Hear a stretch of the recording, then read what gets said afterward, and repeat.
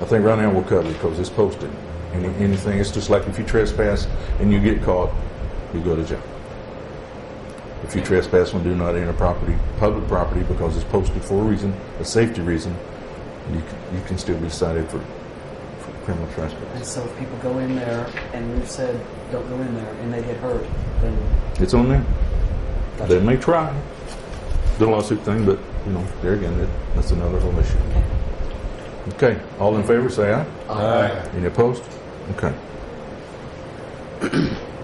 Number 7, dog control workshop, new date. We haven't set one. We've got a lot of other issues on hand right now. That one could probably take a back seat for the time being till we get. But we postpone till July 21st meeting. Okay. second. Made and seconded, postpone to the next meeting. All in favor, say aye. Aye. Any opposed? Okay, land bank ordinance, Mr. Weaver's review. Motion to discuss. Motion to discuss. Second. Made and seconded, Mr. Weaver. You asked me Aye. to. Oh, we got it.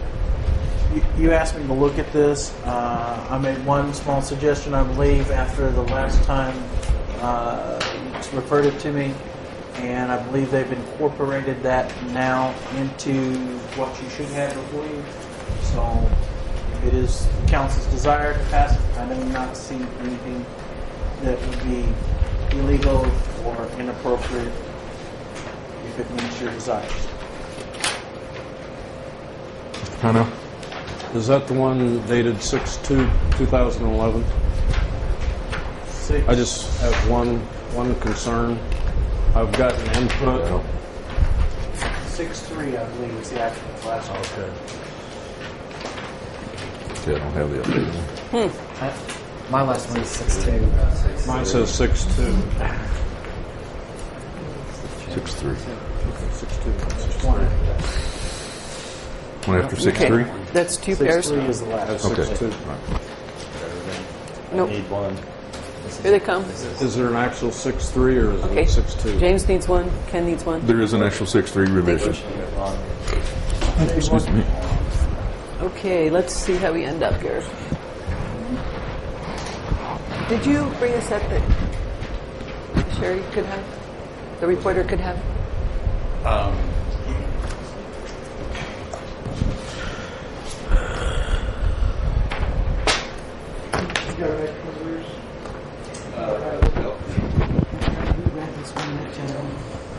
No, I don't think so. Not that I know.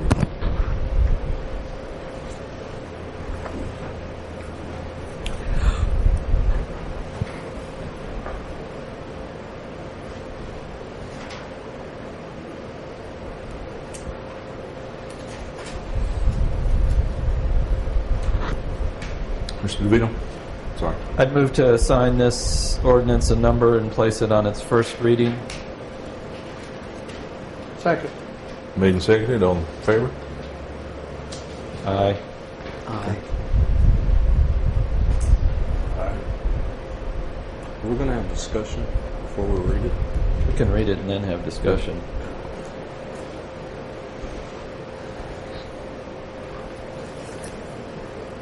All in favor? Okay.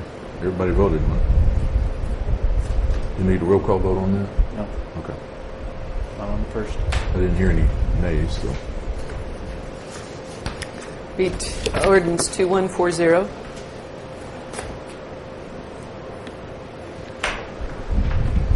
If you need help reading. Wait, Okay. there's only 2 pages.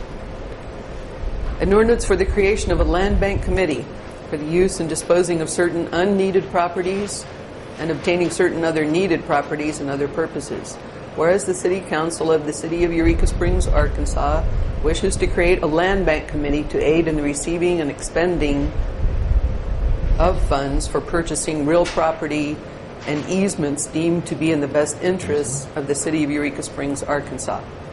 Whereas in order to preserve the unique green spaces and parks of the City of Eureka Springs, Arkansas for the quiet enjoyment of its residents and visitors, funds resulting from the sale of city property that has no benefit to the city should be expended for the purchase of other properties that will enhance green spaces and parks within the city.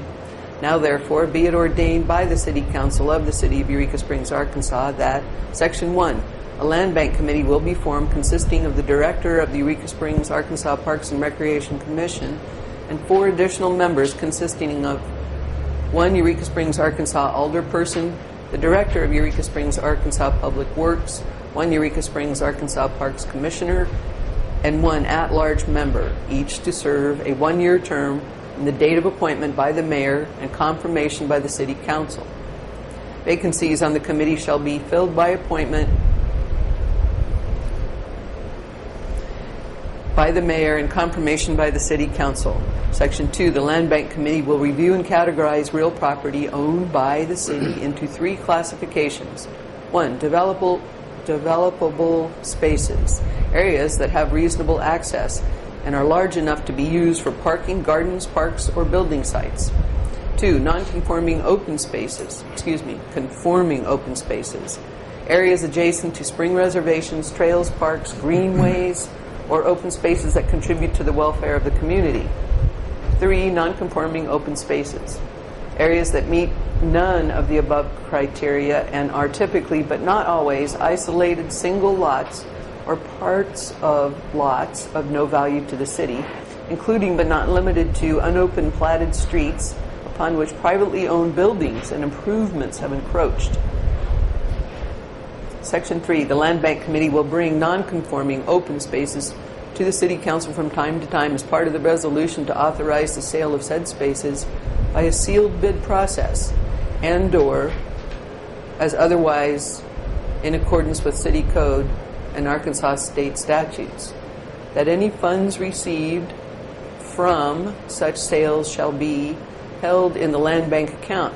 That all funds held in that line item shall remain in that line item until spent, irrespective of the length of time which may pass. Would you like to read? Section 4, the funds in the land bank account shall be expended only in accordance with the direction of the land bank committee.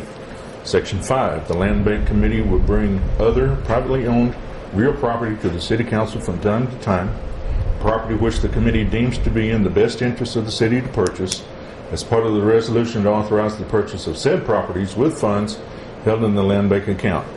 Section 6, the finance director of the City of Eureka Springs, Arkansas is hereby directed to create a budget line item for the establishment of a land bank and to transfer $5,000 as seed money to the land bank from the city general fund.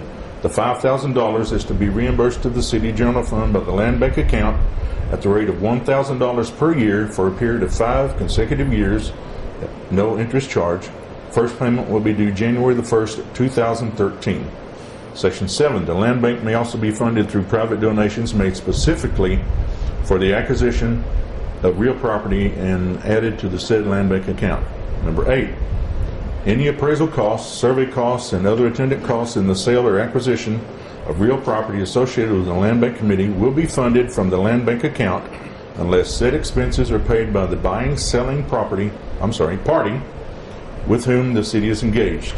Number 9, any additional financial contributions made by the Parks and Recreation Commission to the land bank may be reimbursed from the land bank account, but only after the initial $5,000 contribution from the city general fund has been repaid in full.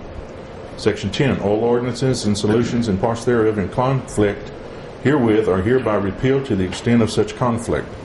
Section 11, that provisions of this ordinance are hereby declared to be separable, and if any provision shall for any reason be held illegal or invalid, such holding shall not affect the validity of the remainder of this ordinance. Mr. DeVito. Move to approve ordinance number 2140 on its first reading. Second. Motion made and approved. Yes. Seconded. Sorry. Ms. Balance. Discussion, please. Discussion. Go ahead. There are several little tiny typos in here, but one of that is very important. It's in section 11. Such holdings shall not affect. It says effect. It should be affect. Affect is to act upon. Effect is an end result. A-E. Okay. And we'll talk about the other ones if they come along, if this goes further. Yeah, I'm still somewhat concerned with the section that says funds resulting from the sale of city property that has no benefit to the city, I would like to see some criteria set up so that we have some kind of an idea of city property that has no benefit to the city. I mean, if it's, I don't know, there needs to be some criteria to set up that outlines what you're looking for when you say that city property has no benefit to the city. I would truly like to see some criteria set up that outlines what makes property of no benefit to the city. Mr. Pownell, you had your hand up. I'd gotten some input which got me to thinking. Bruce, correct me if I'm wrong, this committee that's been operating is not operating under the jurisdiction of Parks, right? Officially? It just was kind of spearheaded by Parks? Actually, the original Land Bank Committee has pretty much went dormant after some research. Okay, you answered that question. The second part of that question, I really have a hard time with this because we've got, and what Ms. Balance just said is true, we've got legislation in place already on vacating property, and if somebody wants to buy property or sell property, you know, it needs to go through the current process. Parks identifying, going through planning, going through all the different already, you know, and then coming to council and we take an action on. And the one that I really have a problem with is Section 4 that says that the land bank can expend the money only at the direction of the committee. And I thought the city monies could only be approved and spent by city council. And the last comment, and I will shut my face, is I thought the only reason that this was coming this way, whether it be by ordinance or resolution, was because we needed to be able to put it into the budget to have a budget line, and we're going to give them $5,000 up front seed money, and then once that's done, this goes away. So technically it could be a resolution, it goes away, and then it operates under the normal rules of land vacation, sales, and purchases. May I answer that? Yeah, go ahead. That's where you stand. Ms. Balance's question about the classifications, I think, and I don't have one in front of me, but the three classifications, I think, answer that question. Right there. Is that there's developable, a tough one with that, spaces, conforming open spaces, and non-conforming open spaces. I would, a lot or piece of property that has no benefit to the city would be one that is isolated. It's a single lot or a part of lot.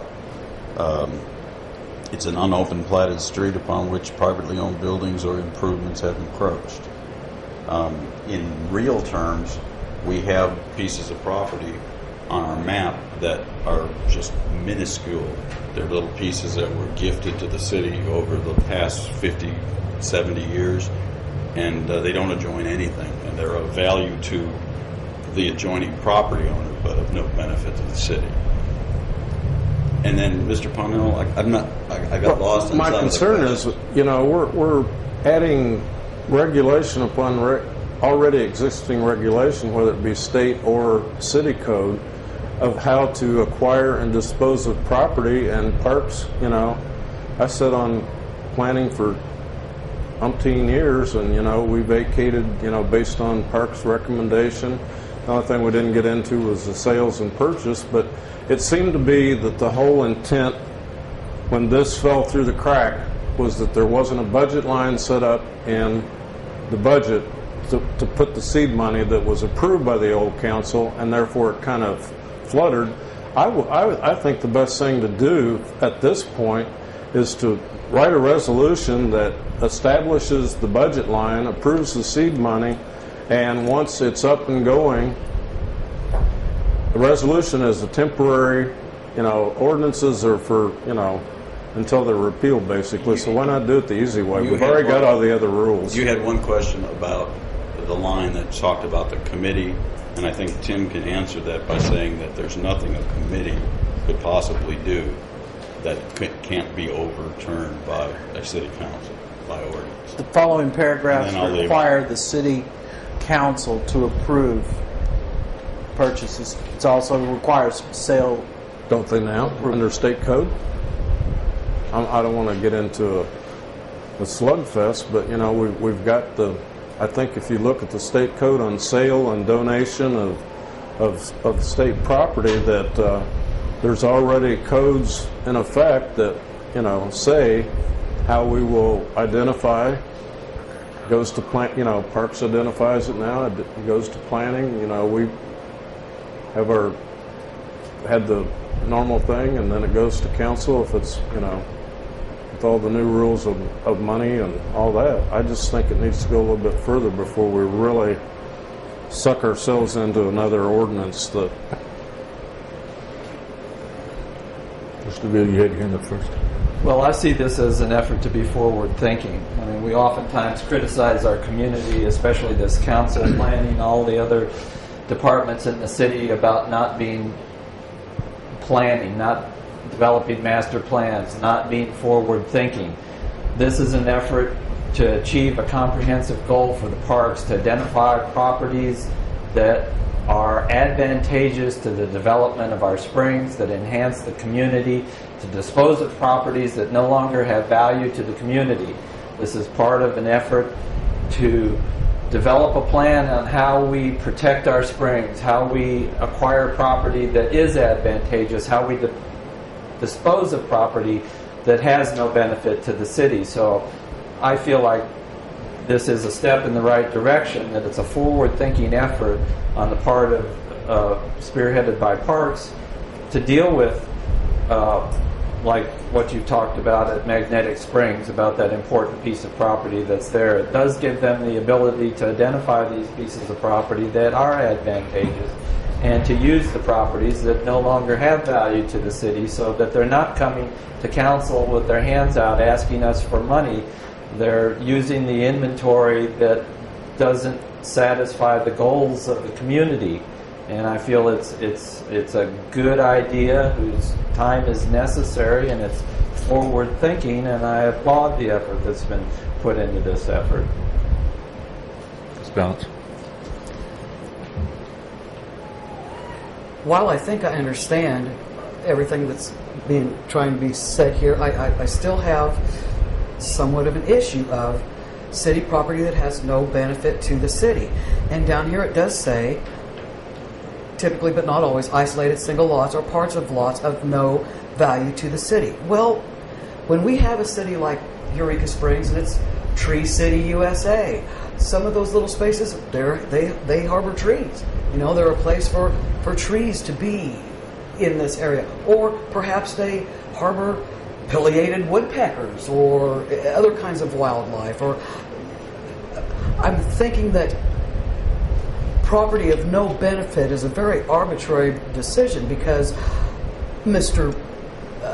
Levine may look at a piece of property and say, that property is of no benefit to the city. Whereas I may look at it and say, well, you know, to me it has a benefit to the city because of this or this.